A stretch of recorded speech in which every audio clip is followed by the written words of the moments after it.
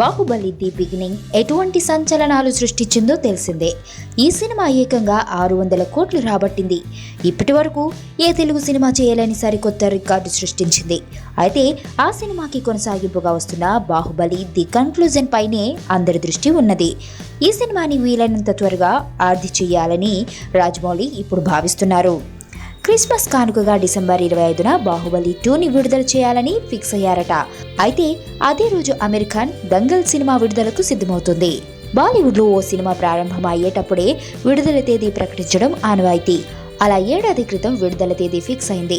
మరి రాజమౌళి తన అంగీకారాన్ని మార్చుకుంటాడో లేక అమీర్ ఖాన్కి పోటీగా తన సినిమాని విడుదల చేస్తారో చూడాలి. మరి నా కూతుర్ని కిడ్నాప్ చేశారు రిషి. నా కూతుర్ని వెతికి పెట్టగలవా? ఎవరినో పెళ్లి చేసుకొని వెళ్ళిపోయింది. ఇప్పుడు వాళ్ళ కూతురు కిడ్నాప్ అయితే నీకేంట్రా?